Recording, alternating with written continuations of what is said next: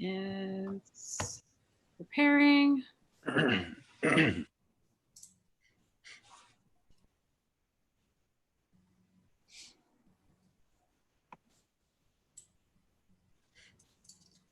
Okay, you're live. Yeah. Oh, I'm sorry. Now we're live. And Thank you. Good morning, everyone, and welcome to the Montgomery County House Delegation Committee on Land Use, Transportation, and Public Safety. I am Delegate Sarah Love, the chair for this year's committee. We have with us, let's see, there she is, Delegate Janelle Wilkins, who was the chair last year and the current House parliamentarian. We have Delegate David Moon, who's on the committee, Delegate Crutchfield, Delegate Polakovich-Carr, Delegate Gilchrist. We are waiting for Vice Chair Acevero. We also have Delegation Chair Mark Corman and Delegate Fraser Hidalgo. Am I missing anyone? Okay, great. Today's briefing is on Vision Zero.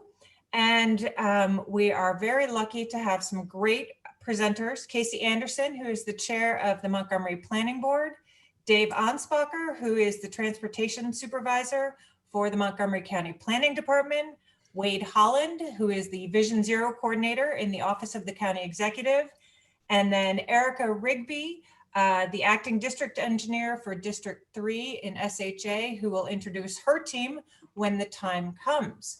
So with that, I will hand it over to Casey. Thanks everyone for being here. Thank you. I wanted to start by mentioning Frank Towers and Oscar Mauricio Gutierrez Osorio. Those are two of the many people who have been killed in Montgomery County while walking or bicycling.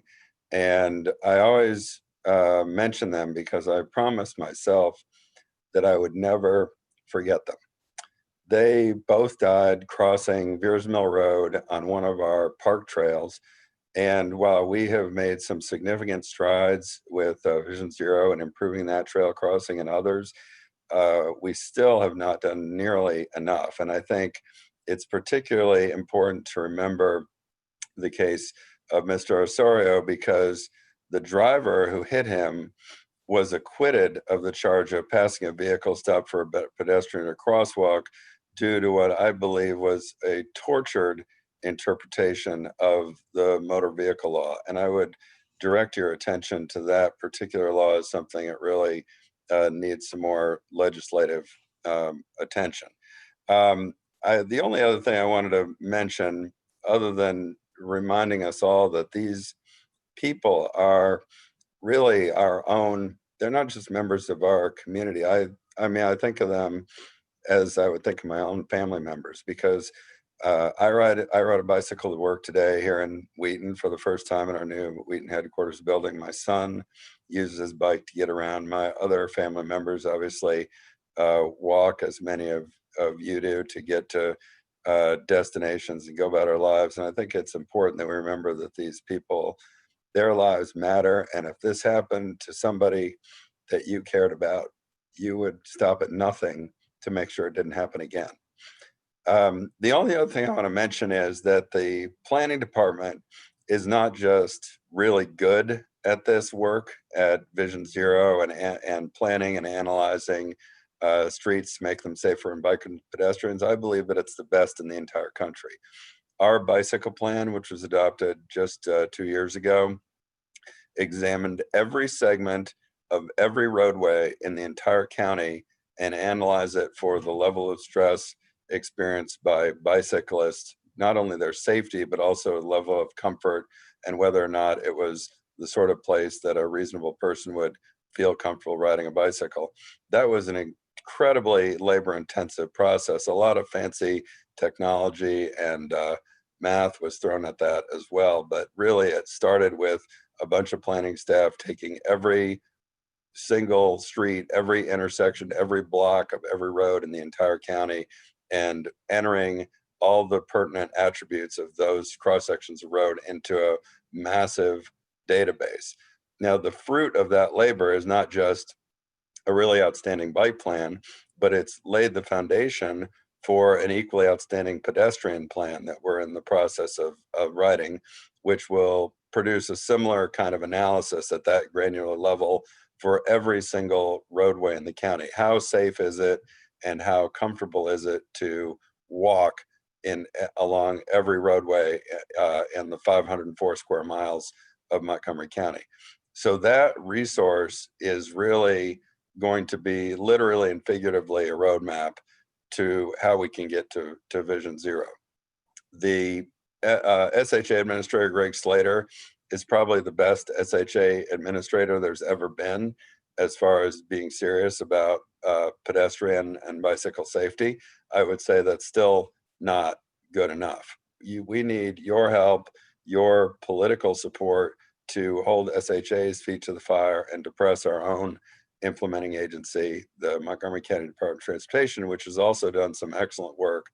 But the fact is, without the backing of elected officials representing real people, the resources that are necessary to undo the many decades of bad decisions that are made that result in dangerous places for human beings to walk and bike and live their lives cannot be undone in any reasonable period of time. So we really welcome your interest in this subject, and thank you so much, Delegate Love, for holding this session to keep everybody's focus on this. And I know you're not the only one. Many of people on this team, on this Zoom call, I've been to the ghost bike installations, the commemorative walks that we've done for people like Jake Castle, who's a 17-year-old who was killed his bike on Old Georgetown Road just about a year ago today. I've seen many of you in Glenmont, where people have been killed on Lay Hill Road around the Glenmont Shopping Center. And I know that you're committed to this, but it really will require your continuing to not take no for an answer and to continue pressing SHA in order to make this this progress that we all need, to not just to save lives and prevent people from getting injured, but to improve the quality of life in our communities and make them places where people feel safe and comfortable walking and biking. That's essential. That's something that we should insist on, not just for our personal safety and the safety of people we care about, but for the quality and value of our neighborhoods. And I think that's really what it comes down to, is not just saving lives, but also making this the kind of place that we all want to live. So with that, I'll turn it over to Jesse. Great. Hi, my name is Jessie Cohn. I'll be giving a presentation to go into a bit more detail on what Casey shared. I'm going to share my screen. Can you all see my screen and hear me okay? Great, thank you. Okay, great. So thank you, Casey, for that introduction, and thank you to the Montgomery County delegation for inviting us to brief you on this topic today. As I said, my name is Jessie Cohn, and I'm a transportation planner at the Planning Department, and I lead Vision Zero at the Planning Department. And I think Casey actually did a really good job of what I was planning to do on this slide. Vision Zero and transportation safety is a really serious topic, and this presentation is going to dive quite a bit into the county's data and our recommendations, but I don't want us to lose sight of the human aspects of transportation safety and the lives that are impacted and lost to traffic violence. So in recent years, Montgomery County has lost dozens of people in transportation crashes, and hundreds have suffered life-altering injuries. And I think it's important to keep that in mind, even when we end up talking about the nitty-gritty of numbers or sidewalk improvements and things like that. So as I mentioned, transportation safety is a major issue in Montgomery County. Between 2015 and 2019, a 5-year period, there were just over 59,000 crashes in the county, and this averages out to roughly 32 crashes per day. And these crashes have resulted in 1,183 severe injuries. These are generally life-altering injuries or major injuries, and also 145 fatalities during that time period. So let's take a look at how those crashes have changed over time and by mode in Montgomery County. So in 2015, there were 311 severe injuries and fatalities. And that number fell between 2015 and 2019 to 258. However, in looking at this chart, you can see that a lot of the gains were really made in the number of motor vehicle severe injuries and fatalities, and that bicycle and pedestrian injuries and fatalities have remained relatively constant over that 5-year period. Actually, we're seeing a very small uptick. To zoom in a bit closer to bicyclists and pedestrians, they make up a very small percentage of crashes within Montgomery County, and this is consistent across the country, but they end up making up a pretty sizable portion of those who are impacted by severe injuries and fatalities. So you can see on this chart that they make up just 5% of the crashes in our 5-year evaluation period, but 32% of the severe injuries and fatalities during that time. And in recent years, we've actually seen that bicyclists and pedestrians have made up about half of all the fatalities in Montgomery County. And this is because bicyclists and pedestrians are more vulnerable road users. If they are involved in a crash, the likelihood of it causing an injury is much higher than crashes just involving a motor vehicle, such as like a rear end crash or something like that. And this vulnerability is part of why Vision Zero and transportation safety often emphasizes strategies that focus on these road users. So we wanted to kind of frame this presentation and talking a bit about state roads in Montgomery County and sharing a bit about the role that they play in transportation safety. So we'll shift here a bit to discussing the geographic distribution of crashes throughout the county.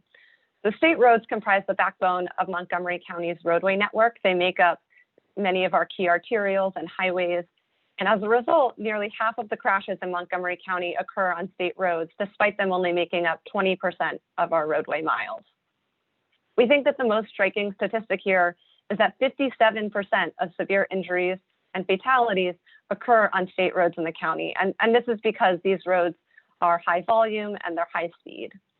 And so I think this finding really emphasizes the need for us to work hand in hand with you all and with SHA to improve safety on our roadways. So here we dig a little bit deeper into that 57% of severe injuries and fatalities that occur on state roadways. So of those crashes, most of them are happening in the suburban parts of the county, followed by the urban downtowns and town centers.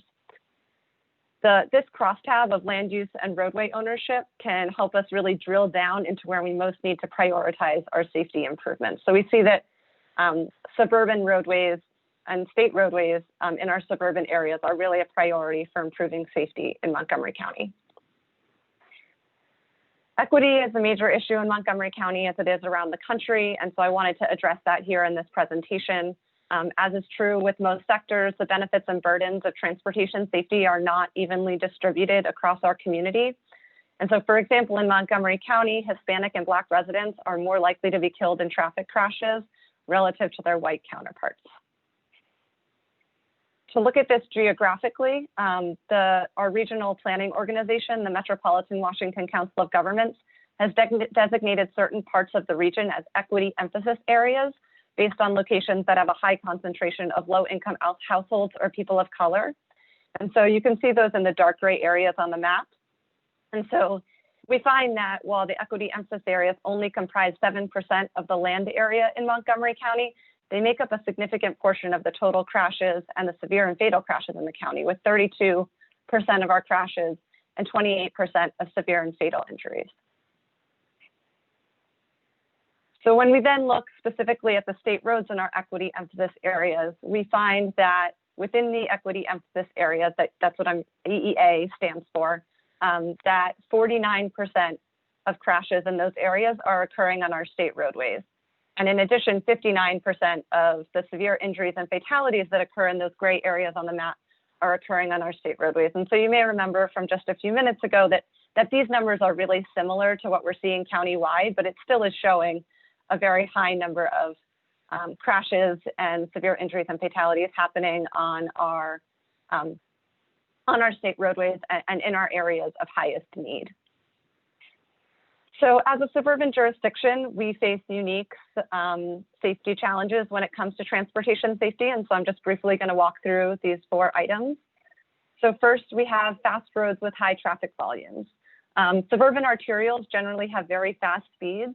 The posted speed limits can range from 40 to 50 miles an hour, but the actual travel speeds on those roadways can sometimes be a lot higher. In addition, we have often infrequently spaced protected crossings.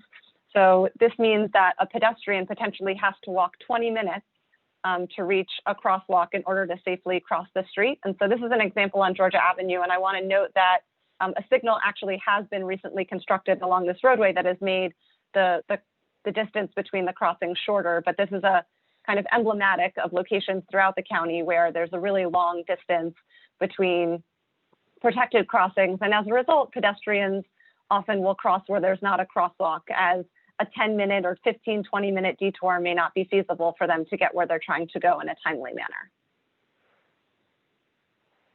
Throughout the county, we also see that there are locations that have inadequate pedestrian and bicycle infrastructure. So while it is something that we've invested in quite heavily in recent years, we have a long way to go to really improving our bicycle and pedestrian environment. Many of our roads don't yet have bicycle infrastructure, and many of our roadways do not have sidewalks. Lastly, on this list of pedestrian and bicycle safety challenges in the suburbs, we have land uses that often encourage speeds. So many of our suburban arterials were initially 2-lane roads with traffic volumes lined by homes and driveways. But over time, the size of these roads has grown dramatically to 4 or 6 lanes, but the low density development pattern with buildings set back from the road remains, and this encourages people to drive fast in what are still very residential streets. So now I've outlined a little bit of the problem. What are the safety challenges that we face in Montgomery County? And so now I'm going to shift to talking a little bit about how we approach them, first by describing Vision Zero. So as some of you may be familiar, Vision Zero is really a paradigm shift in how we think about transportation safety, and it varies significantly from a traditional approach to transportation. So the traditional approach says that traffic deaths are inevitable, while Vision Zero says, no, we can make it down to 0. We can reduce our number of traffic deaths. The traditional approach assumes human perfect behavior, that people will take that extra 20 minutes to walk to the signal and cross at the crosswalk and then walk to their destination. But Vision Zero acknowledges that everyone makes mistakes and that people will not always entirely follow regulation. In addition, the traditional approach focuses on preventing collisions, while Vision Zero really narrows in on preventing fatal and severe crashes. While it would be great if we could eliminate all crashes county-wide or region-wide, worldwide, et cetera, the emphasis of Vision Zero is really focusing our investments on the crashes that have the biggest impact. Vision Zero takes a systems approach in contrast to the idea of individual responsibility. So saying, what do we as roadway designers and planners, how can we improve this system, rather than focusing heavily on what individual drivers or pedestrians or bicyclists need to do in order to stay safe. And finally, Vision Zero has this idea that saving lives does not need to be expensive. There are things that we can do that are low cost that can be implemented in order to improve safety. So Vision Zero is not a new concept. It was first adopted in Sweden in 1997. And I just like this quote here from Klaus Tingvall, saying that in every situation that the person might fail, but the road system should not. So while Vision Zero was first implemented abroad over 20 years ago, it's had a slower adoption in the United States. Chicago, San Francisco, New York, et cetera, started adopting Vision Zero in 2012 in the early 2010s. And Montgomery County was one of the first county governments in the United States to adopt a Vision Zero policy and plan in 2017. So I want to just kind of drill down a little bit more into how Vision Zero thinks about transportation safety. And one of the key principles is that it acknowledges that people make mistakes. As I said before, it anticipates human error. And so it tries to correct for that, or to reduce risk by doing these 3 items: separating users in space, in time, and increasing attentiveness and awareness. So separating users in space, this approach segregates the physical space to provide travelers with a dedicated part of the right-of-way. So typically travelers are moving at different speeds. Pedestrians are traveling generally slower than bicyclists, are traveling generally slower than motor vehicles, and separating them in space can reduce conflicts between them. Separating users in time is allowing different times in which these different road users can use the roadway. So for example, a pedestrian scramble is a type of signal phase where no vehicles are traveling through the intersection at that time, but pedestrians can travel in any direction that they want. The third item, increasing attentiveness and awareness. So this is about how we can alert users to potential hazards or the presence of other people on the roadway. So we can do this by increasing visibility. So this could be removing parking near intersections so that turning vehicles can see pedestrians in a crosswalk. We can work on increasing attentiveness. So rumble strips or in-vehicle departure systems can alert inattentive or drowsy drivers that they may be leaving their travel lane. And also we can work on reducing impairment.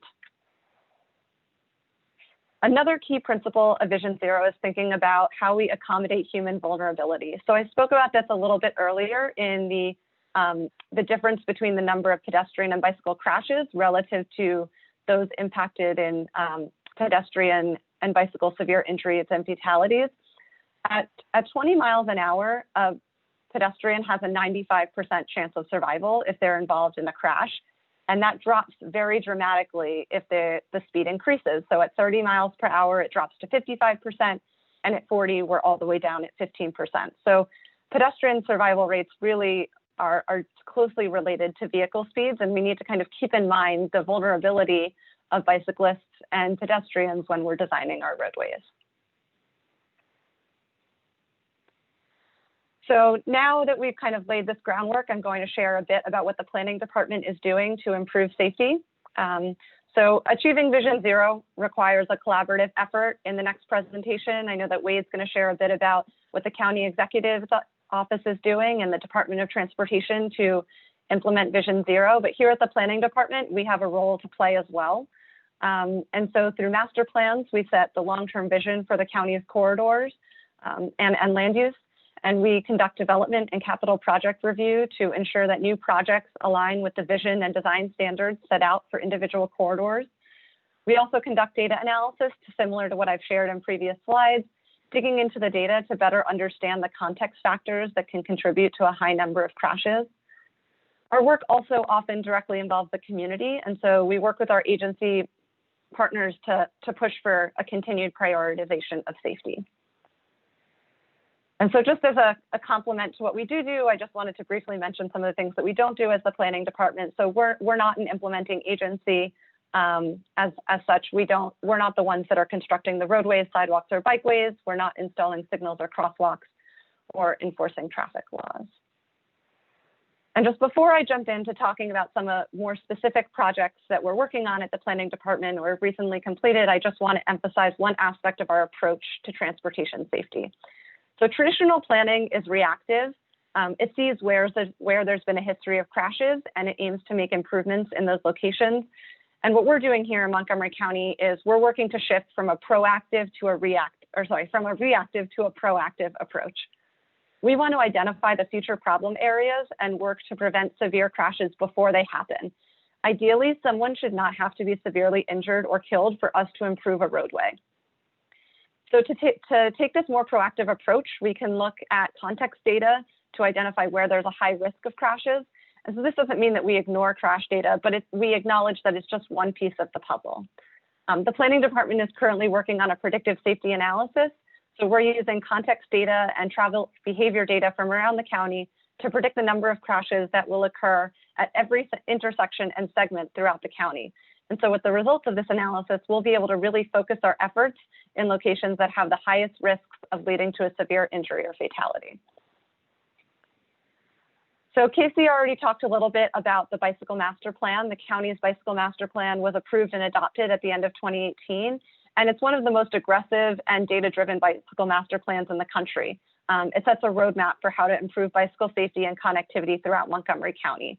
And so Casey mentioned during his introduction that we mapped all of the segments throughout the county to identify their different characteristics and how comfortable and safe they are for children and adults looking to travel by bike. And so you can see in the statistic on the left that we found that under existing conditions, only about 11% of potential bicycle trips in Montgomery County could be made on a comfortable bicycling network.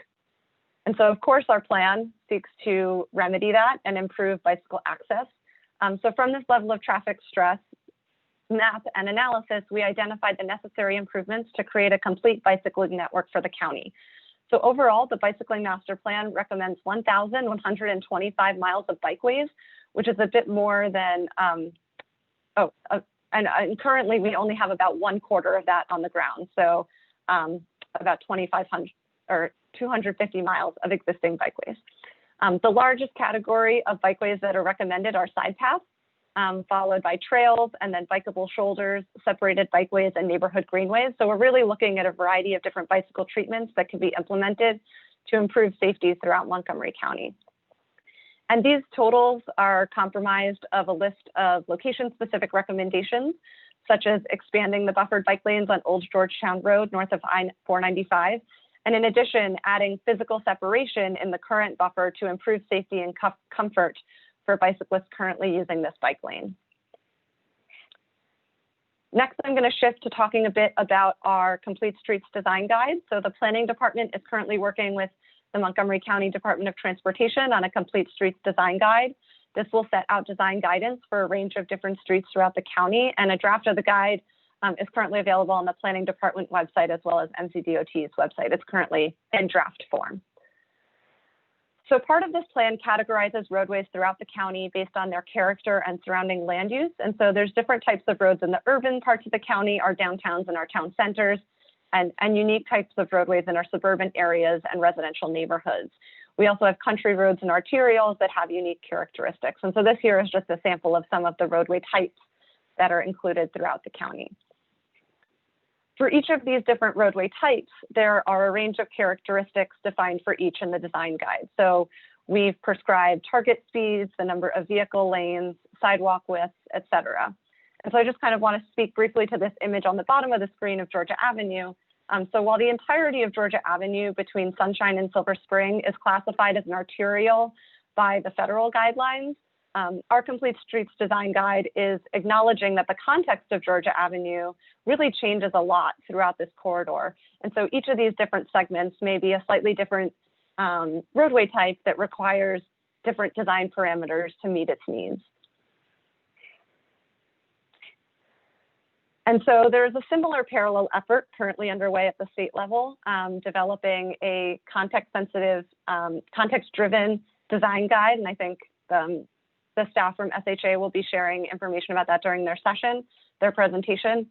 And so we're really seeking to align our design parameters as part of the Montgomery County Complete Streets Design Guide with the design parameters that are put forward by the state. So we're hoping that target speeds and the distances between safe crossings will align between these documents and allow us to really push for implementing safe, context-sensitive solutions. So I just have some examples here that we're recommending that our downtown boulevards have a target speed of 25 miles per hour, while many are currently posted at 30 miles per hour. So an example of this would be Georgia Avenue near the DC line. And similarly for town center boulevards, these currently have a target speed of 30 miles per hour, but many are actually posted at 40 miles per hour. So this would be, for example, Viers Mill Road at Randolph Road. So now I'll shift to talking a little bit about a Purple Line pedestrian analysis that we conducted. As I'm sure you're aware. For one quick second. Sorry, go ahead. I just want to keep an eye on the time because we have a lot of presenters. About how much more do you have? Probably like 6 to 7 minutes, but I can try to keep it brief. Could you? That'd be great. Thanks. Yeah. I just want to make sure that we get a chance to listen and have time for questions. Thanks. Okay, great. Thank you for the check. So to speak briefly about the Purple Line pedestrian analysis, as you know, the Purple Line is currently under construction, and we want to make sure that pedestrians can safely access the different Purple Line stations. So here you can see we conducted an analysis to understand pedestrian connectivity. So the red and orange areas on the map are what are currently not comfortable for pedestrians. And so we've made a variety of recommendations to improve pedestrian connectivity to the different Purple Line stations. So for example, at Tacoma Langley, the existing connectivity is 21%, and connectivity with the recommendations would be 83%. And our recommendations generally focus on slower speeds, safer crossing, and dedicated space for bicycling and walking. And so in the interest of time, I'm not going to speak at length at the slide, but just generally wanted to acknowledge that we did this analysis throughout all of the stations in Montgomery County, and some of them have high existing pedestrian access, while some of them have pretty low existing pedestrian access. So just to dive a little bit into our recommendations, we're looking to reduce speeds in close proximity to Purple Line stations in order to improve pedestrian safety. So specifically thinking about how we can reduce speeds on Connecticut Avenue, Piney Branch Road, and University Boulevard to improve access to the Connecticut Avenue Station, Long Branch Station, and Tacoma Langley Station. Oops. So now I'm going to touch briefly on the Veers Mill Corridor Master Plan. So this was our first master plan completed after the Vision Zero policy was passed, and it has a Vision Zero focus. As you probably know, Veers Mill Road currently lacks continuous sidewalks, safe crosswalks, bikeways, and walking routes. And this was something we really noticed through our observation of the community, but also something that we heard in speaking to residents throughout our engagement. Oops. So as we've talked about on previous examples, that in some cases in Montgomery County, there's a really long distance between marked crossings. And so here you can see that there are some locations that have 3,600 feet, 2,000 feet, 3,000 feet between protected crossings. And so pedestrians really have to travel quite a far distance out of their way in order to cross at a crosswalk. And so I'm just briefly going to show part of this video. Let me just turn off the sound. To give you a sense of what this experience looks like. I believe that just froze for you. Let's see. Is that working okay? So this is just an example at Veers Mill Road and Norris Drive, where pedestrians are trying to access a school and there's not a marked crosswalk. And so you can see that the vehicles are traveling pretty quickly, but there is a lot of pedestrian demand to cross the street at this location. Oops, sorry. Okay. Let's just skip ahead a bit.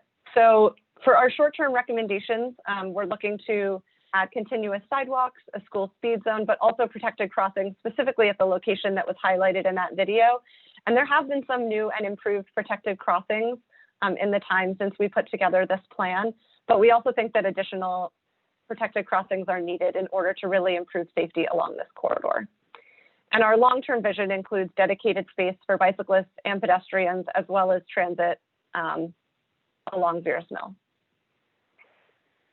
So lastly, I'm just going to briefly highlight the Aspen Hill Vision Zero study. This study area is just a section of the greater Aspen Hill neighborhood. And so it has similar characteristics to those along Veers Mill Road, where there's often missing infrastructure, high speed and high volume roadways, and inadequate crossings for pedestrians and bicyclists. And so as part of this project, we developed a safety toolkit that includes a range of different safety improvements that could be implemented throughout Aspen Hill. We identified what locations these improvements would be appropriate and key implementation and design considerations. And so I just want to acknowledge that we take a really data-driven approach to the work that we do, and that in addition to drawing from local data, we use local and national best practices to inform our recommendations. And so, for example, here, I just want to highlight a brief case study from DDOT in our neighbor, the District of Columbia, that areas that had speed cameras saw a 20% reduction in crashes, as well as a 20% reduction in injuries. And also the American Association of State Highway and Transportation Officials found that narrowing lanes to 10 feet or 11 feet does not affect motorist safety, nor does it reduce capacity. So when we're making our recommendations, we're thinking about what has worked in Montgomery County in the past and what is our data showing us, but also really looking to national and regional best practices.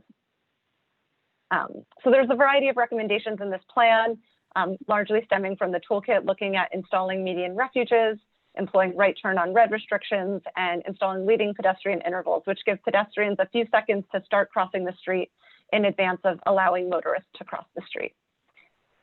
So as we wrap up, I just want to kind of hit some of the key points that we touched on during this presentation. So as you all know, transportation safety is a major issue in Montgomery County, and a large number of our crashes and fatalities are occurring on state roadways. In order for us to improve safety in the county, we need to focus on slower speeds, safer crossings, and dedicated space for bicyclists and pedestrians.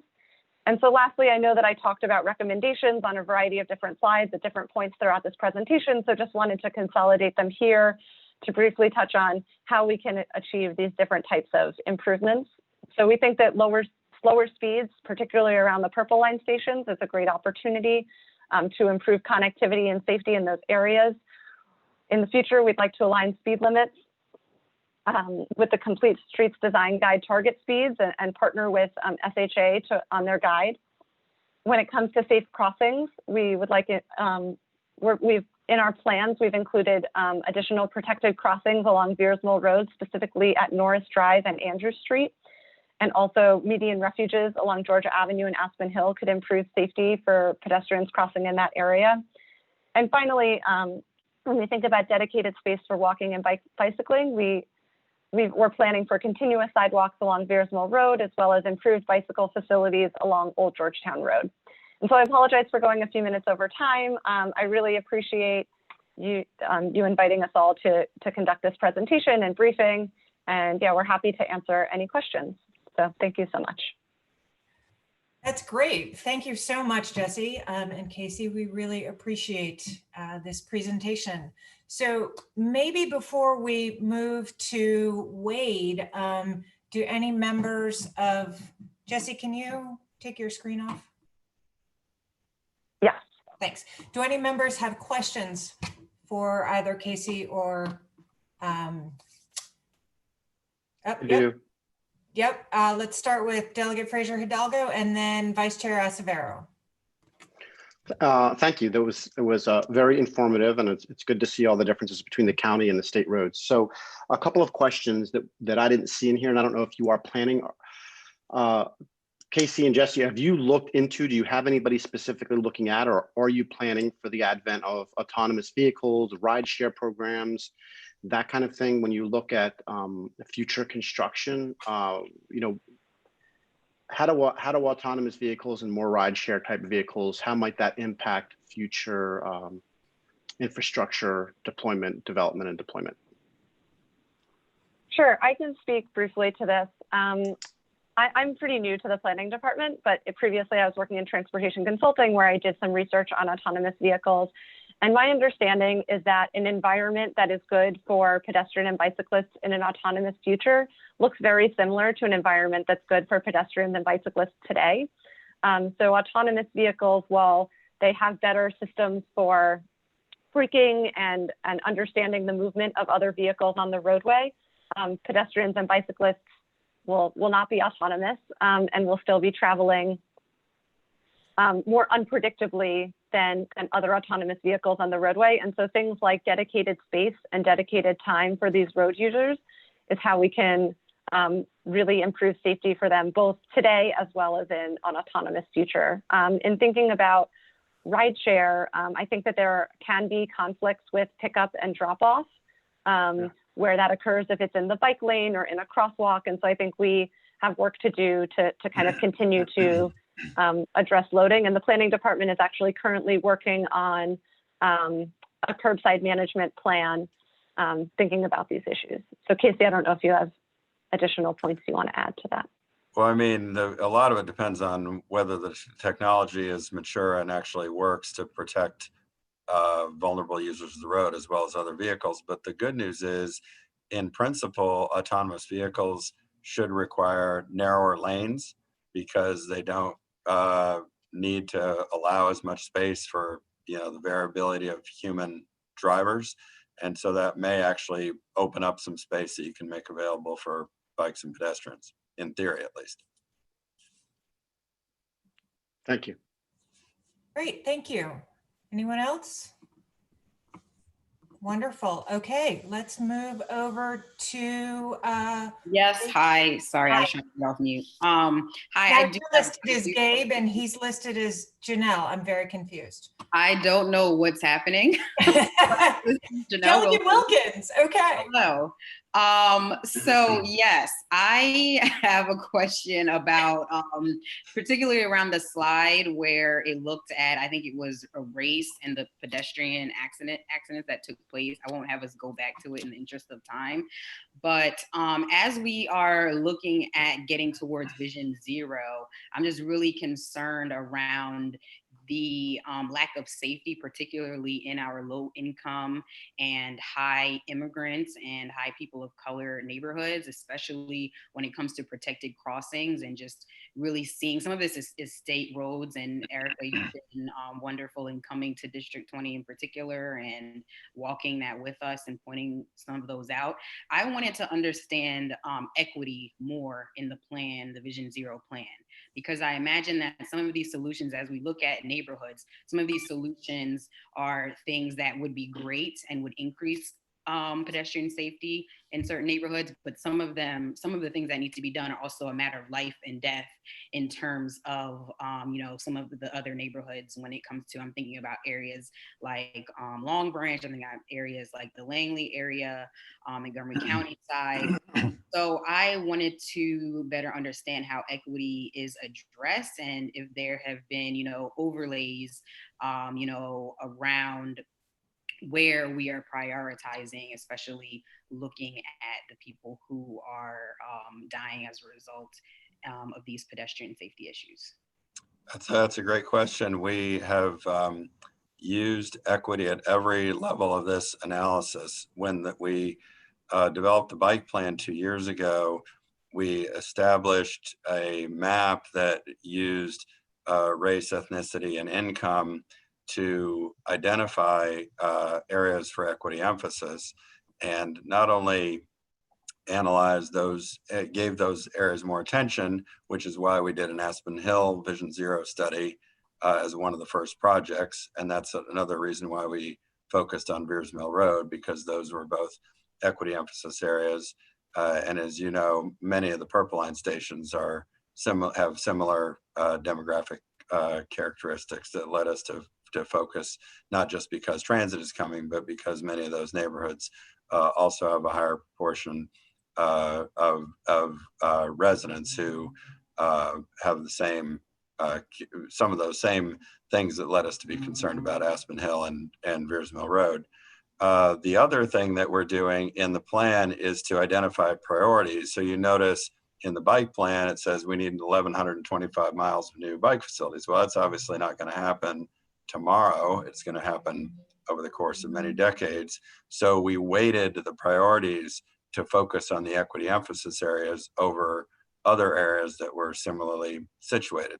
Obviously, people are getting killed all over the county. We had a couple on Old George Chen Road just last year, like Jake Castle, but we are well aware that many of the people in places like Aspen Hill, for example, people don't think of Aspen Hill as being transit oriented, but there's lots of people riding the bus in Aspen Hill because they don't have access to cars. And so it becomes extremely important for them to be able to walk to a bus stop in a way that's going to get them to and from the bus and their house or apartment safely.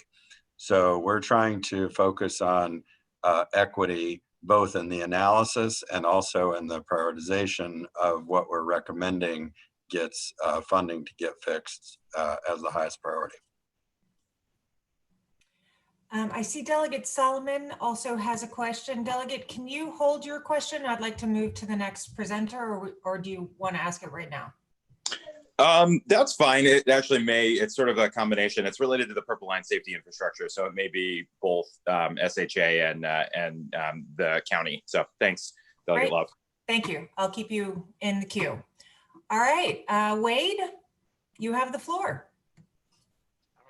Thank you so much. Good morning, and thank you to Chairwoman Sarah Love and members of the Land Use, Transportation, Public Safety Committee for inviting me today to talk about the county's Vision Zero program.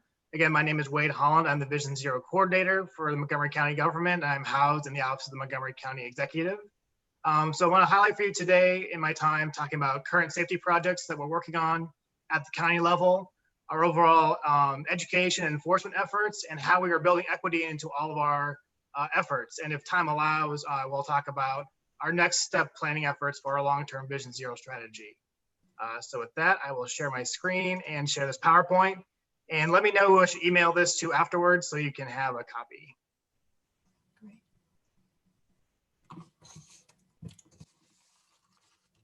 All right.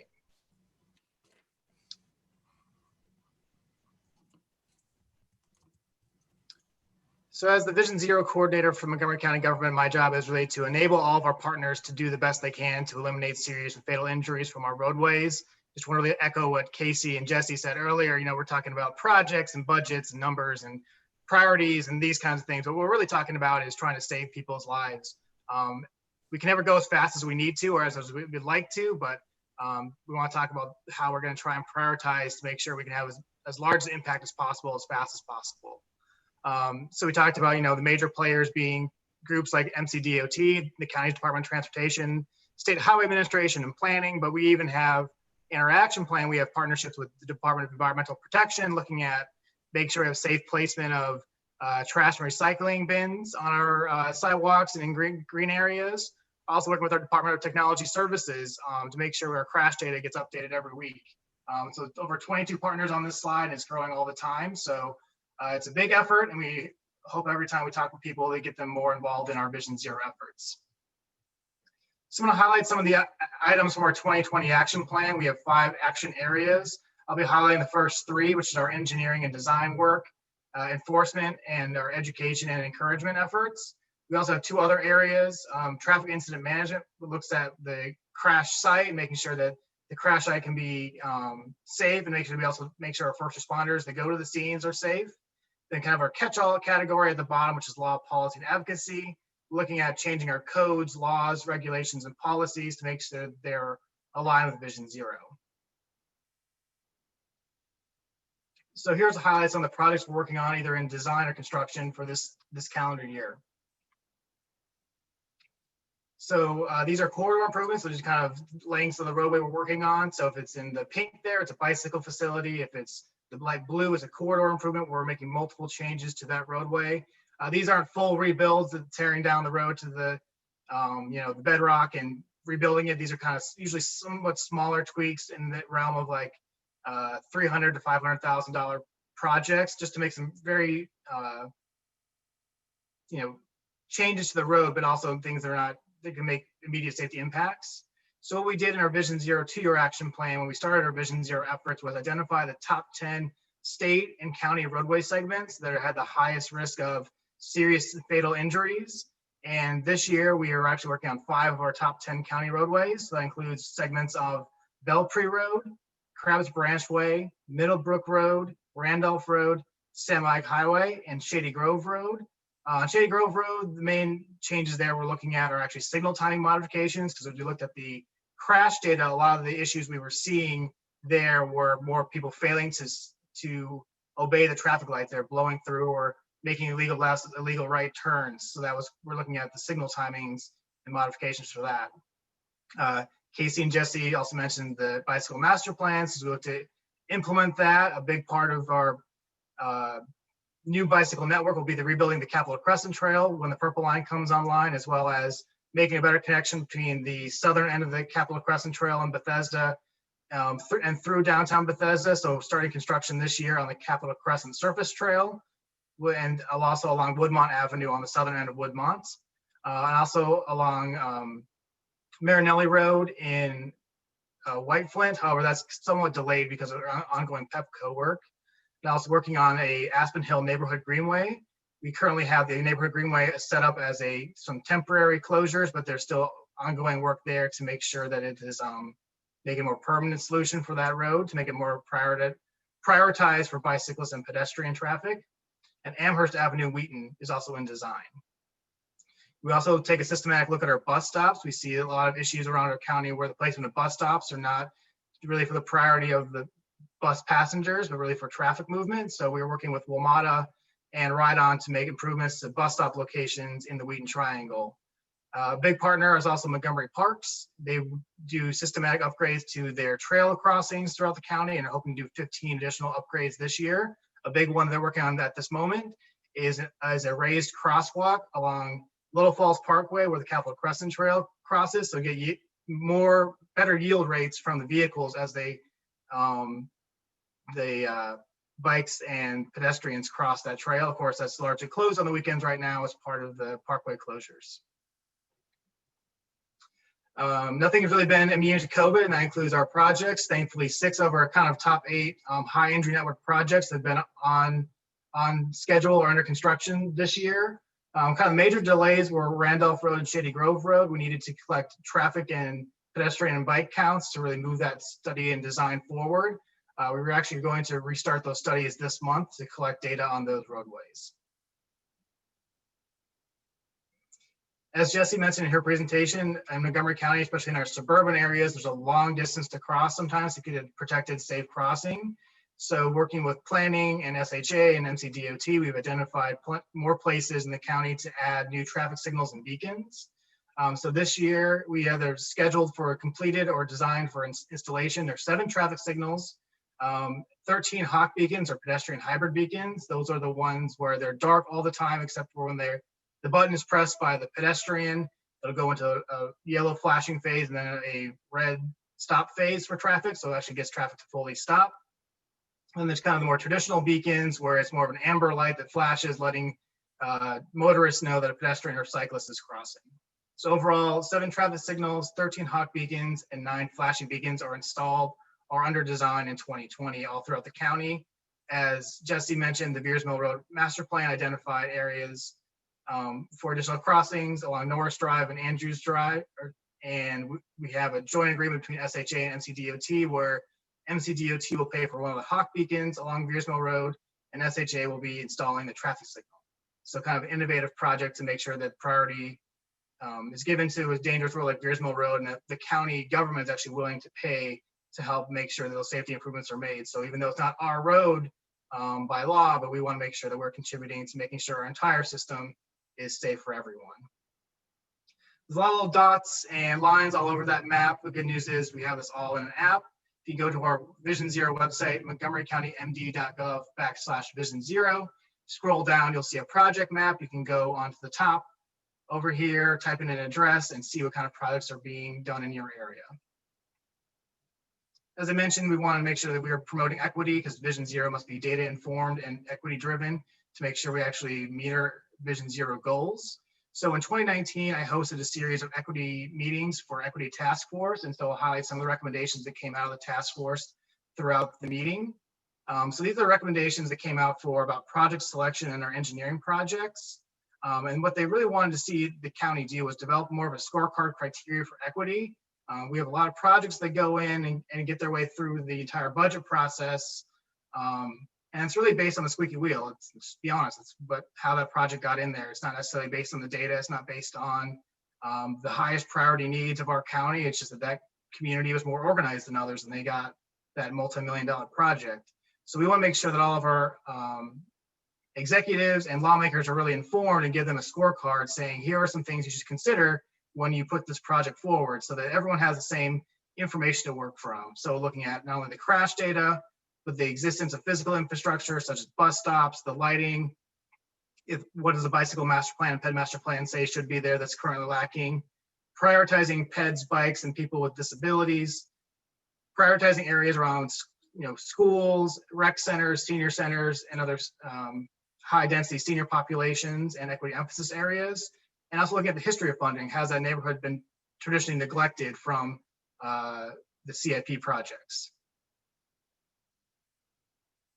During COVID, there's been a lot of move to make sure that people have safe places to recreate outside while social distancing. So it led to a lot of our streeteries and greenways projects in the last couple of months.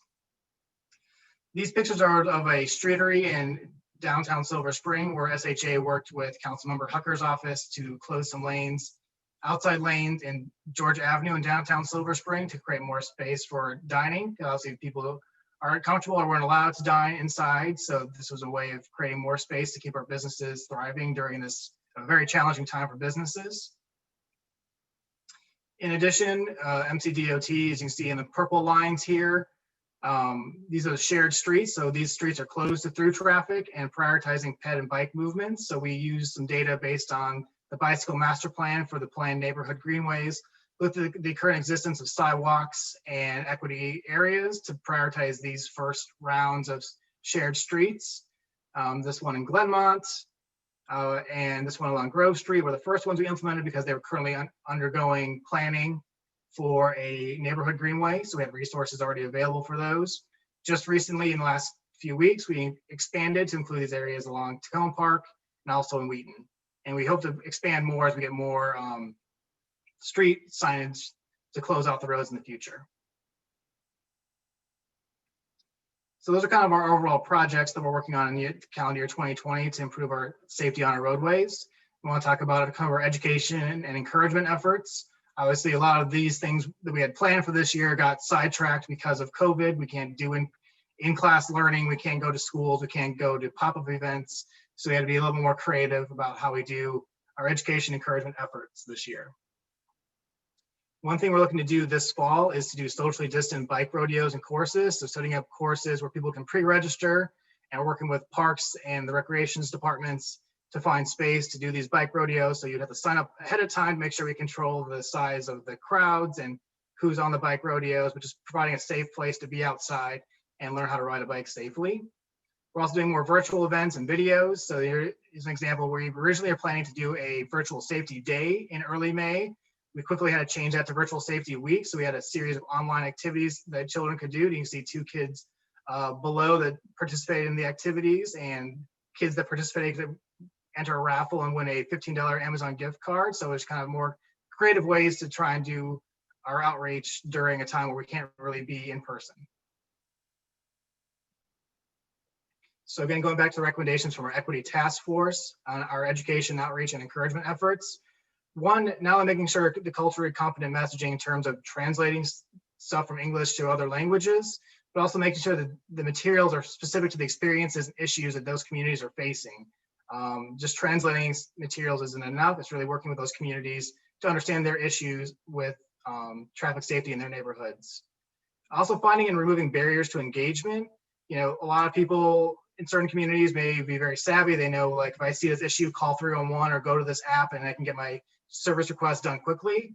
Making sure that we remove barriers to make sure people are comfortable talking to us as county government to identify and prioritize what they need in their neighborhoods. And also making sure we really work with our schools to make sure that we build a culture of safety with our kids early on. So that includes messaging that can go to their kids, and sometimes the kids take that messaging home, take it to their parents. And also on-bike education, MCPS. Right now we kind of do it externally through rec programs or our own DOT programs, and we really want to work with MCPS to do kind of what DC does and have on-bike education in every PE or health class at a certain age. Before I get into the Vision Zero kind of enforcement side, I do want to acknowledge that, you know, there's a lot of ongoing work on enforcement overall with our county police and state police.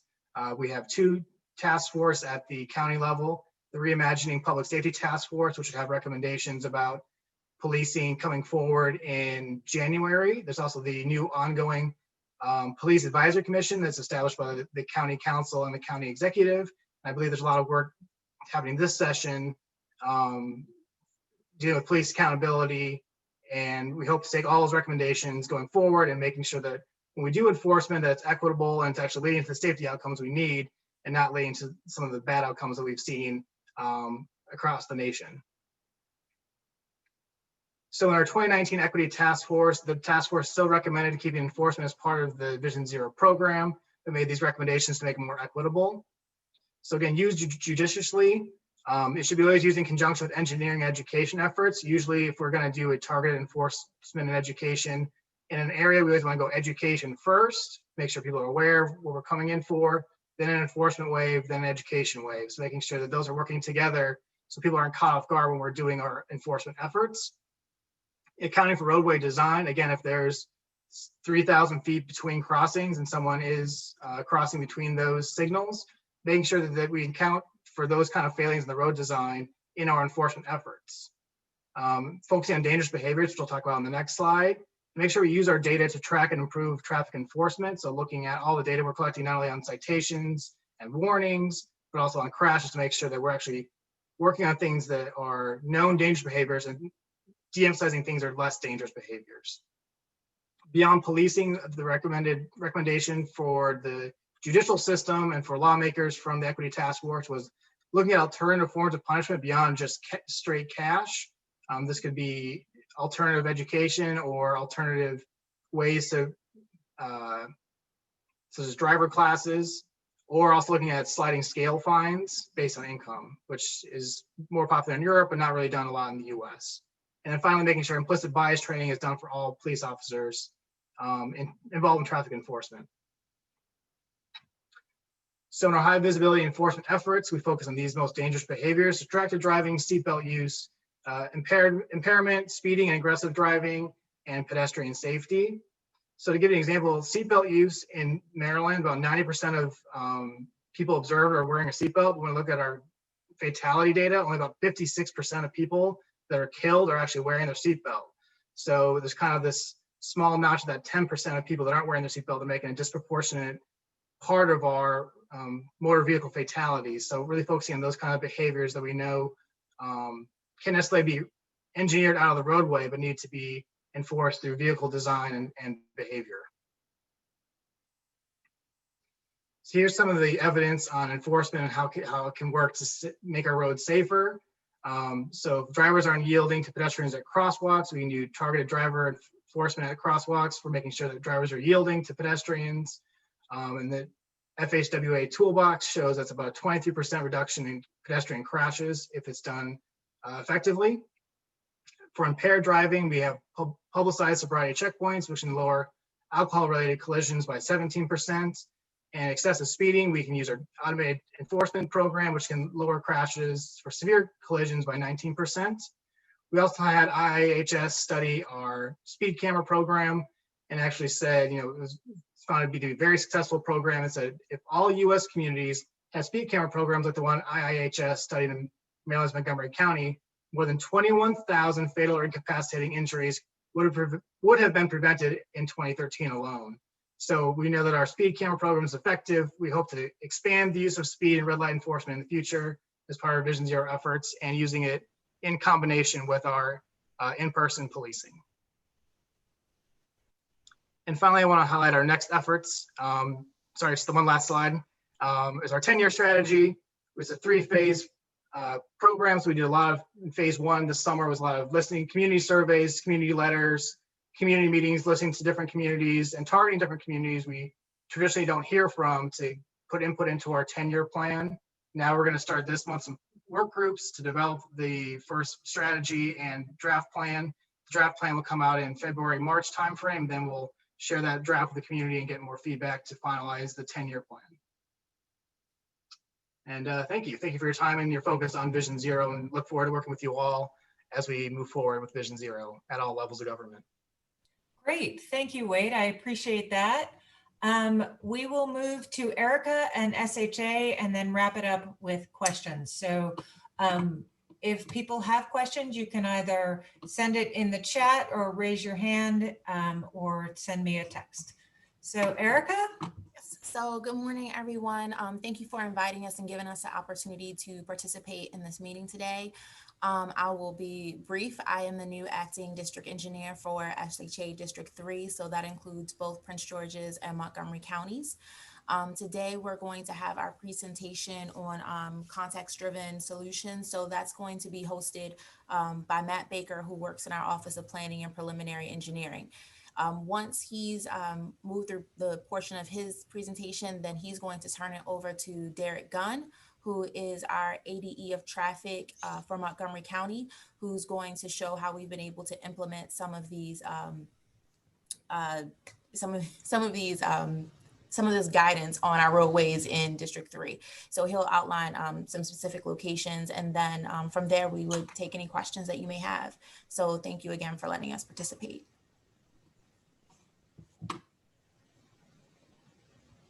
Matt. Unmuting myself, always up. There we go. Good morning, Delegate Love, Senator Lee, all the rest of you on the call. I have one quick question for Delegate Love. If you would like, I can share my screen, or I know you have the presentation already. What would be easier? Unmuting, whichever you prefer. Let's go ahead and see if I can share my screen. All I right, think it'll just great. simplify things for everybody. Sure.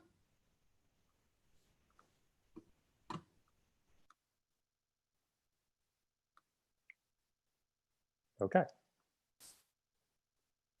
So as I said, good morning. Thank you, Erica, for the introduction.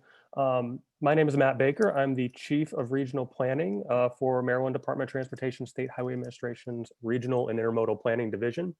One of the things we do, if you notice the intermodal word, is we focus on longer range bike planning, policy level type planning. And as Erica mentioned, I'm going to touch on those kind of elements, what we're doing to achieve Vision Zero at SHA. And then Derek Gunn is going to follow up here in a moment with how we're actually putting those efforts on the ground in Montgomery County. So this morning, I want to talk about how Vision Zero and what we are calling often context driven, you may have seen some documents out there, fit into M.SHA as an organization, as well as what steps we're taking to strategically create guidance and tools for practitioners to make Vision Zero a reality.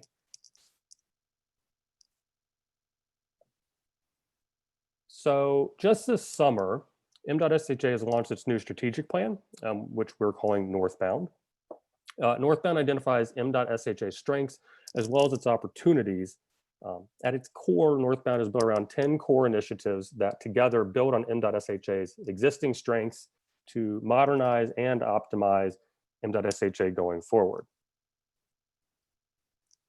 So you'll see that the Northbound 10, which are here on the screen, include a range of infrastructure, fiscal, and organization-focused initiatives.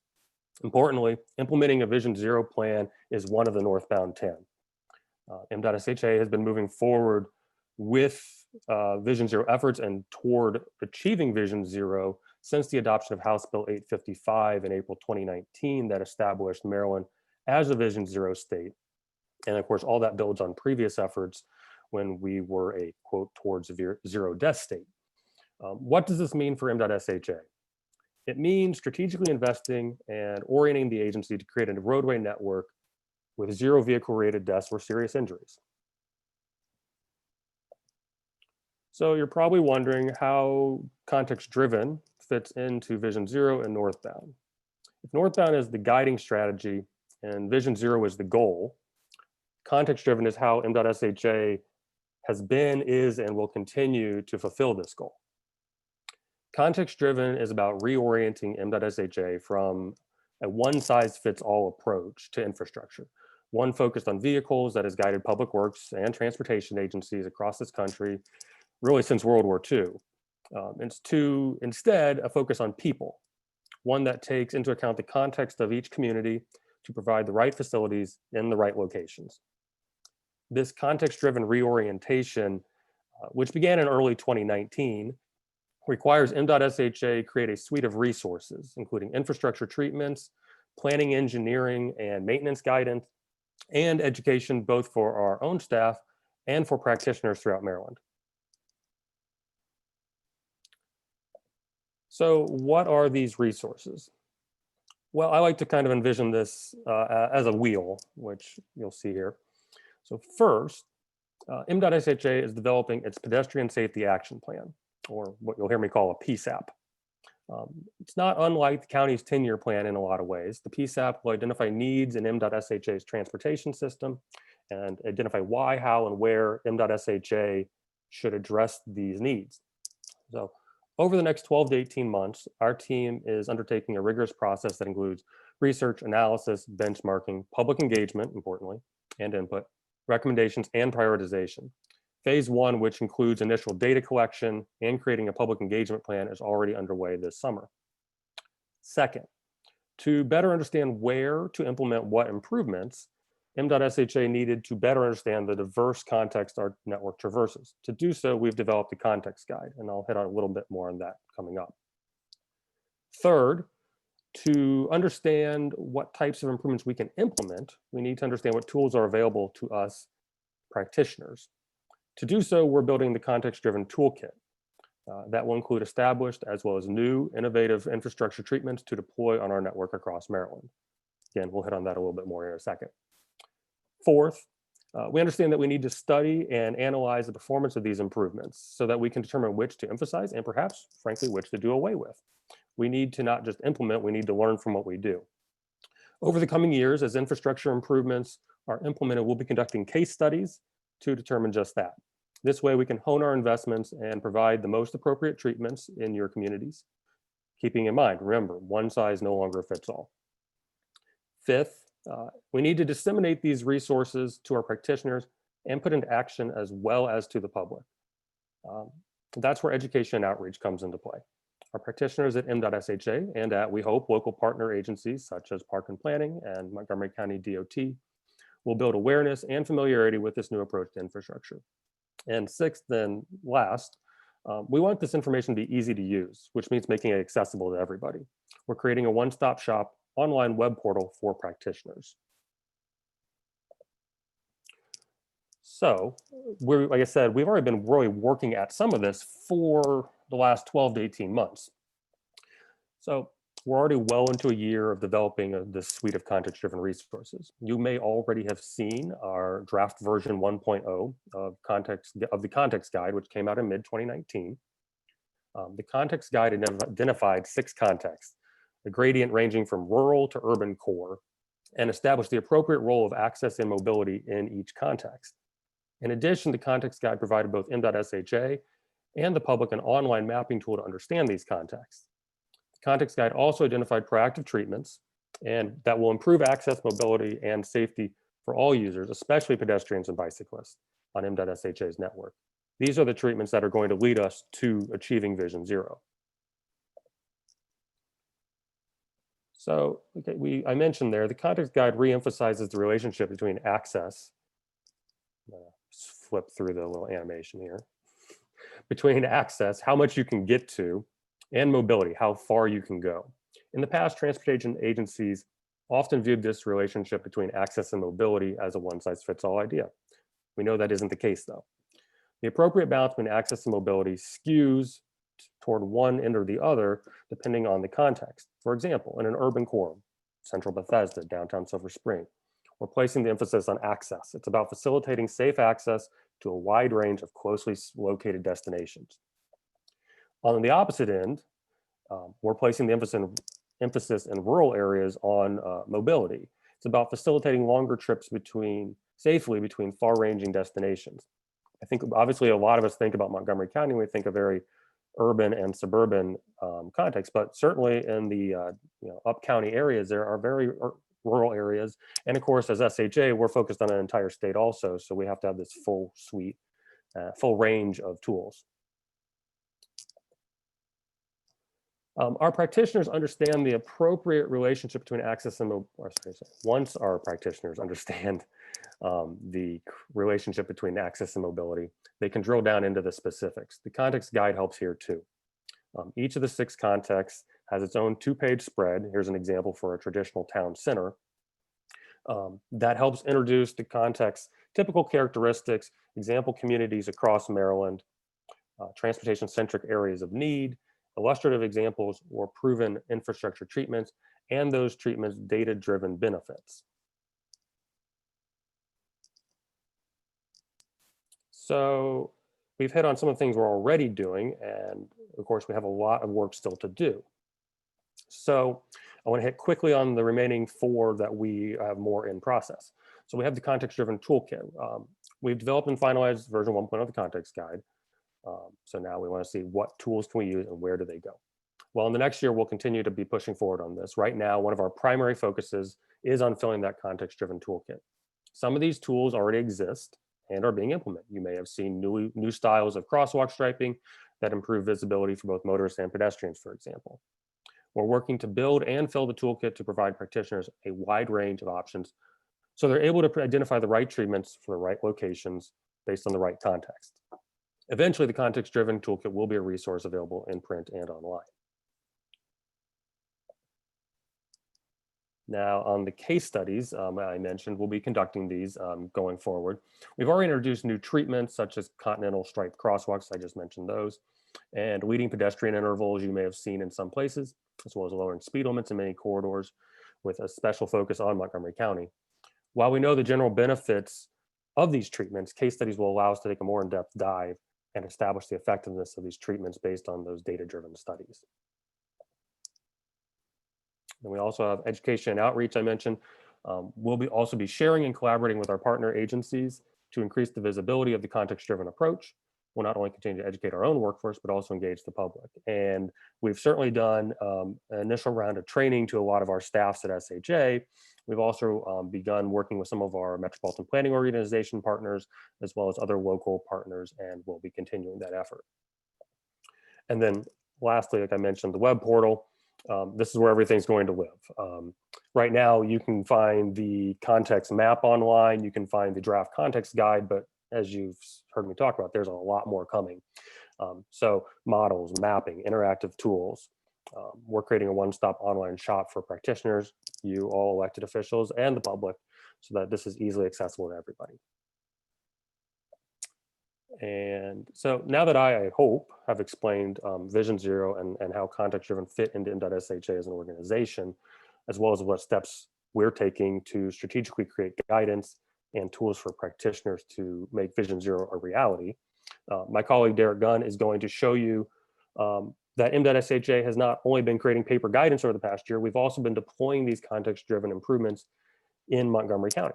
So Derek, take it away and let me know if I need to drive.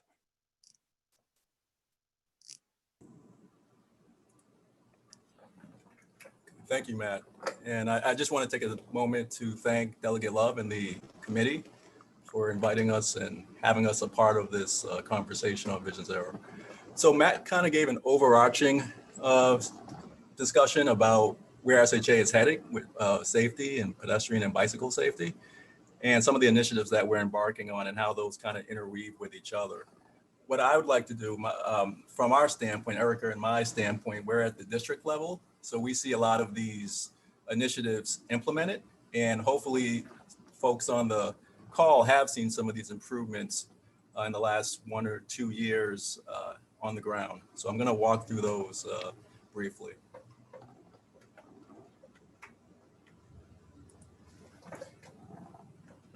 This is just a kind of a snapshot of some of the treatments that we've been deploying. There's more, but these are some of the ones that have probably been more eye-catching and some of the ones that have been a little bit more visible in the last 1 to 2 years. Speed limit reductions, it shows 25 miles an hour, and that's kind of consistent with what Jesse was saying in terms of some of those downtown urban core areas and bringing those speeds down to a target of 25 miles an hour. We've actually implemented that on, I believe, 7 to 8 corridors throughout Montgomery County in the last 1.5 years. Roadway narrowing, that's a complementary measure to speed limit reductions typically, and we look for opportunities to advance those. And we have gone forward with some roadway narrowing on a couple corridors, and I'll speak to those a little bit later. We understand the importance of lighting, not just at intersections, but corridor lighting. So we're working with our local partners and looking for opportunities where we can advance and improve lighting. Pedestrian signals, what you're seeing here is an icon of a traditional countdown pedestrian signal and a walk symbol, but that kind of goes a little bit more in depth. What we're looking at here are rectangular rapid flashing beacons, different pedestrian hybrid beacon treatments and things along in that genre, and effective treatments that have been proven and can assist with pedestrian safety. And then of course, pedestrian crosswalks, that's more or less our Continental Crosswalk upgrade effort. And we've been trying to deploy those in as many areas as possible, starting with our downtown cores and spreading out as needed.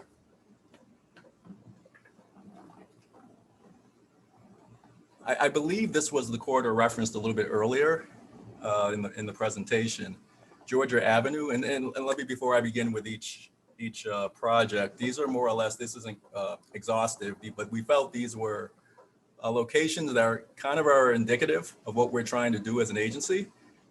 And particularly, they take a more of a system approach. Instead of looking at a spot location, we tried to look at the corridor at large and really try to key in on some of those issues and what could really benefit each corridor. Maryland 97 at May Street and Ripley Brooklyn Drive. This was an instance where we did take a comprehensive look at a segment along 97, and we saw an opportunity to provide a consolidated signalized location at Ripley Brook. And that project was actually completed, I believe, in the spring of 2019.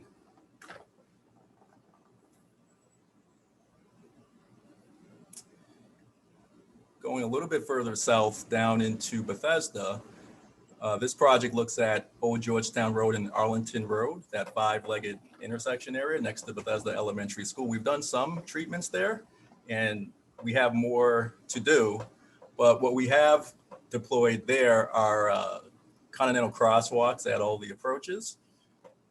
Wilson Lane, Maryland 188, we reduced the speed limit from, I believe it was 30 miles an hour to 25 miles an hour, just because of the proximity towards this school and the children and the parents crossing 188. And we've done some other measures there as well. And again, we're looking at more as part of our plan for that quadrant. Going a little further north, Old Georgetown Road, I believe someone referenced this a little earlier in the discussion. Cedar Lane to I-495. This was a stretch where several enhancements have gone forward. Initially, our office, our maintenance team, working with our local partners, we were able to identify and remove hazards that were on the sidewalks, pinch points, and we did some curb modifications and things along those lines. Subsequently, and some folks on the call have probably seen this more recently, there was a resurfacing project. And as part of that resurfacing project, we integrated a bicycle lane, a buffered bicycle lane, and a road diet. So the 6-lane segment, which was former, was reduced to 4 lanes from the Beltway to, I believe it's Cedar Lane, actually. We extended a little bit further than our original project limits. And something that was also part of this, it goes a little bit under the radar, but there is an overhead beacon. I believe it's near Ryland Street. And the messaging on that was updated to make it more conducive to pedestrian and bicycle safety along the corridor.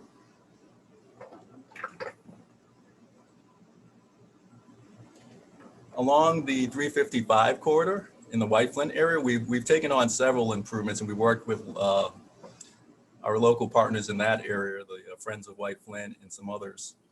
And we were able to identify a couple of elements that should go forward, and we advanced those. Continental crosswalks were installed at each of the locations circled on your screen.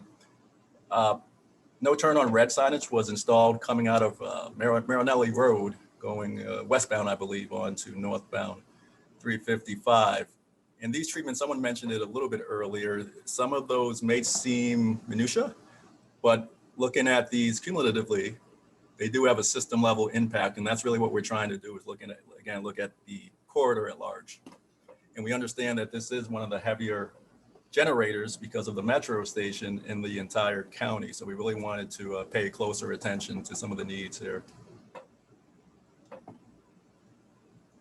Next slide. Going a little further north on Rockville Pike, there were 2 signal reconstruction projects in 2019 at Monroe Place and at Park Road, I believe, Church Street. We're also looking at some needs related to some current conditions that we want to make sure that we're being responsive to in terms of pedestrian safety along the corridor. But usually, and let me just kind of take a step back, as part of those signal reconstruction projects, that does accompany full ADA upgrades and CPS, countdown pedestrian signals, and accessible pedestrian signals. And we also tried to install our continental crosswalk measures at that same time as part of those efforts. So sometimes I will say that we look at locations and there might be a thought that a certain treatment is the preferred treatment. Our agency's goal is to come up and to go forward with the safest treatment, and to, for example, in certain cases, there might be an initial thought that a beacon might be the preferred treatment. And after doing our due diligence, we might decide that it might be actually better to just signalize that location. So those are the type of decisions we have to make and look at those in context with the corridors that we're reviewing as part of Vision Zero. Next slide, please. And staying on the 355 corridor, but in downtown Bethesda, more recently, we had some pedestrian safety challenges along Wisconsin Avenue. And we worked with the community and some officials on this call, kind of come up with a system plan that made sense for the corridor. That plan is underway. Currently, there is an RFB, I believe it's at Avondale Street. And the ultimate plan is to signalize Middleton Lane. As again, coming from that standpoint of it seems to be a central point for a lot of pedestrian activity. And then also installing an RRB, rectangular rapid flashing beacon, a little further north at Chase Street. So that again, we're looking at these longitudinally instead of just a singular point, which used to be the practice. Next slide, please. So, oh, go ahead, Derek, sorry. Again, this just kind of highlights what Matt was speaking about earlier, what our commitment is as an agency, safety, efficiency, which is very, very important, and just a high quality product that we can, that our customers or community can take ownership of.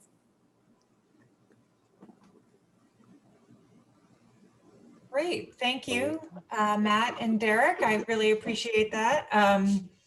And to all our presenters, this was really, really helpful. I know that Delegate Solomon and Delegate Moon have questions. If anyone else does, please let me know. We're coming up on 11:30, but if people will just give us a couple more minutes, that would be great. So Delegate Solomon. Thank you, Delegate Love. Thank you to all the presenters as well. I really just want to commend you all for the collaborative approach that, particularly in our district, we've really seen. So, you know, I know we still have a long ways to go, but I appreciate the work that everybody's done. I just had a quick question that sort of touches on a little bit of everybody.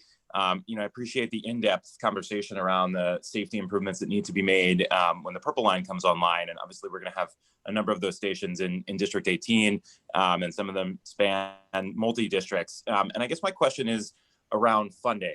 It's something that I've brought up sort of ad nauseum when I talk to the different agencies, but you know, a lot of obviously the safety improvements will need to span county roads and state roads and collectively. So obviously we're looking at a deficit already with you know, with the Purple Line project. Is there any thought to allocating, you know, either county or state money for the improvements that are needed so that we can actually get the ridership that we need to make the project sustainable in the long term?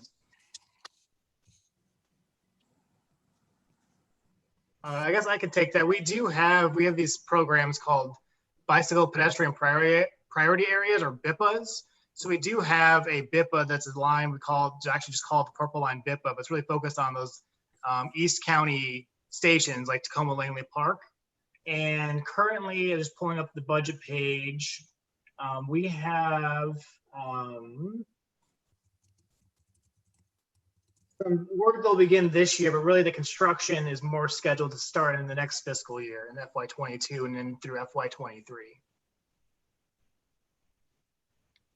And I guess I would pose the same question to the folks at SHA. I mean, I know we're in a tight budget situation, but again, you know, without parking, particularly at those stations, I feel like ensuring that people can actually get to them safely is really critical to ensuring the overall efficacy of the system. So any thoughts on long-term planning for pedestrian infrastructure that goes with Purple Line stations?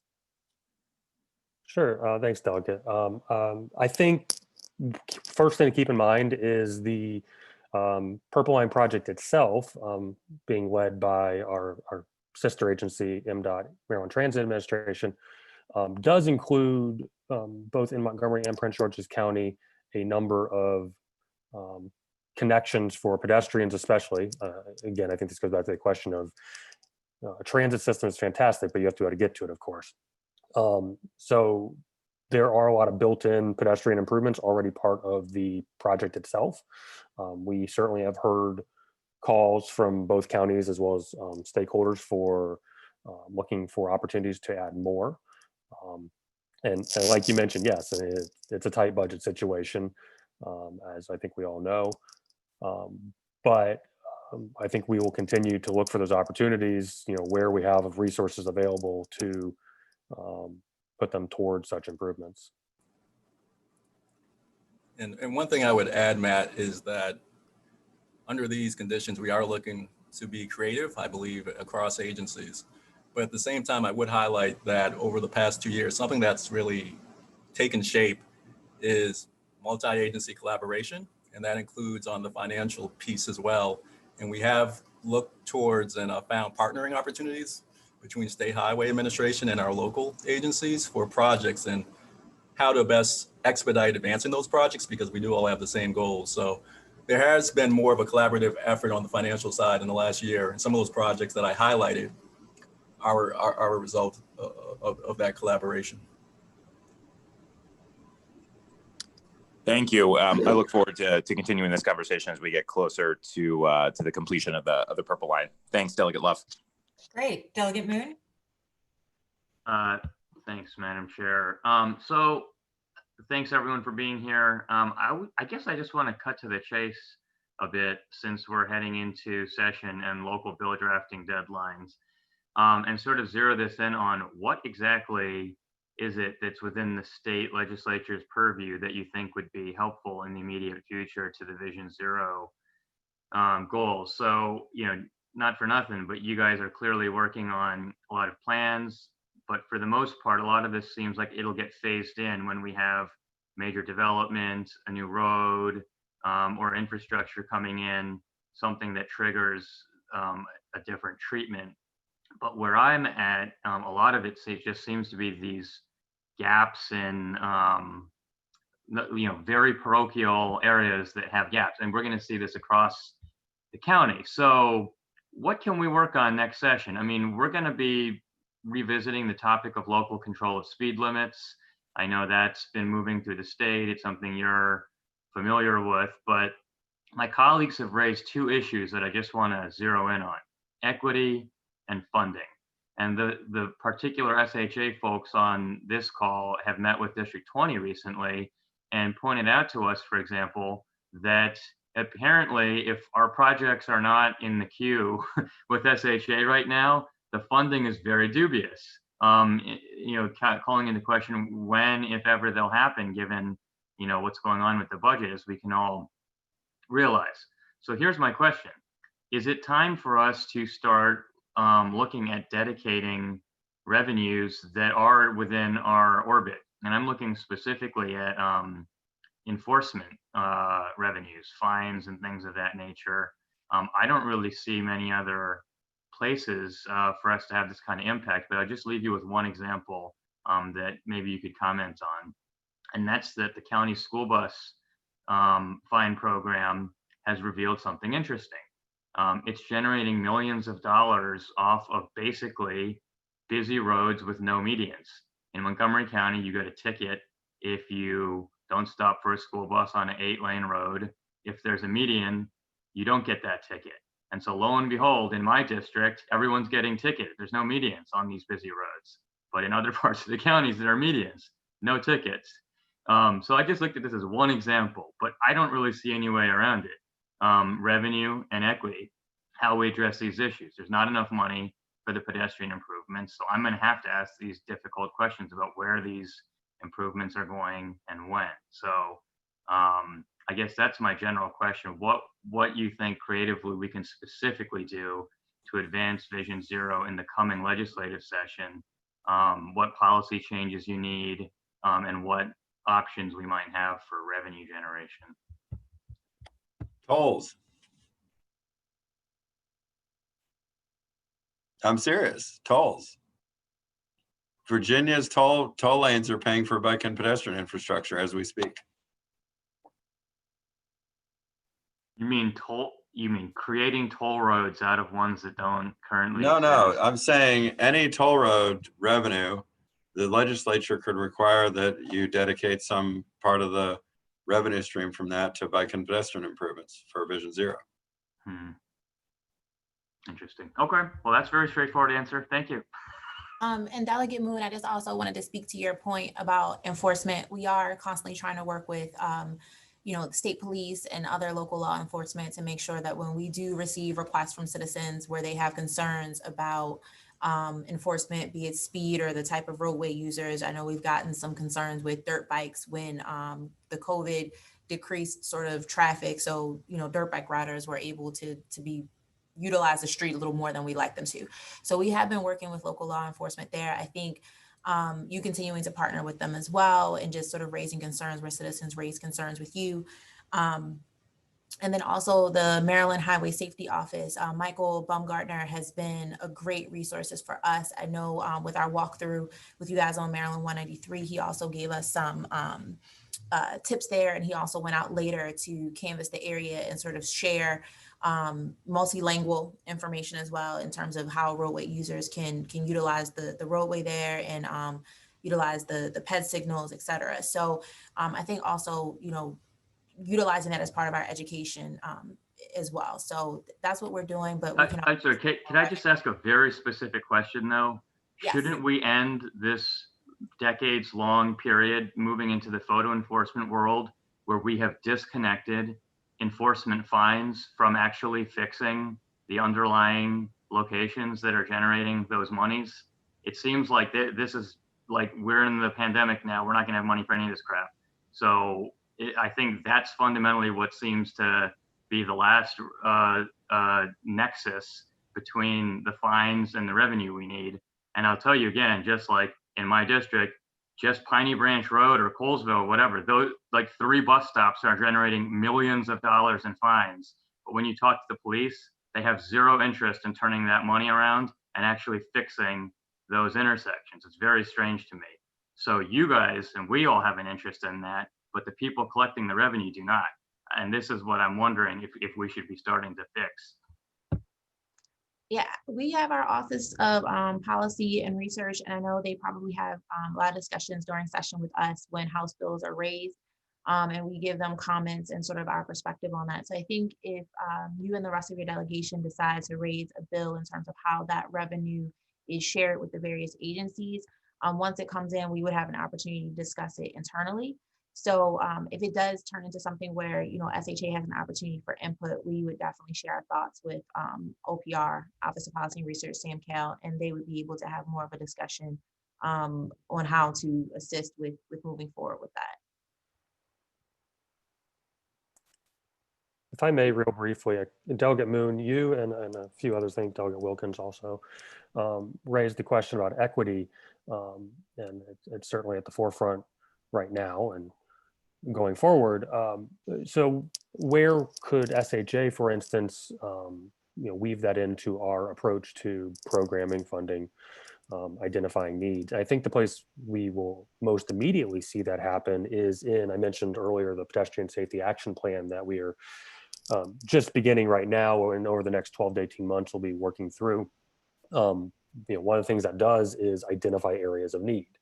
And we've looked at other states that have preceded us, and they very clearly use equity as one of the measuring sticks, if you will, for how to pinpoint where should these elements go. And, that we may be able to use equity as a weighting factor, for instance, in some of that decision making. So that's one place you might see it brought into the decision making.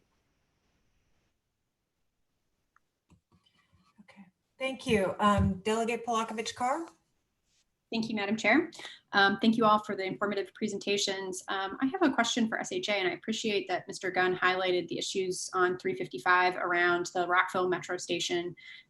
As you know, that's been an area where there's been a lot of concerns raised by residents and from the adjacent neighborhoods and from the Rockville Pedestrian Advisory Committee and Action Committee for Transit and others. The last I had heard, which was maybe about middle of August, that there were some particular improvements that were under evaluation. And I believe that SHA was going to have, their findings on those particular suggestions by the end of August. I'm wondering if decisions have been made on particular improvements in that area, and if so, if those can be shared, after this call with the District 17 delegation.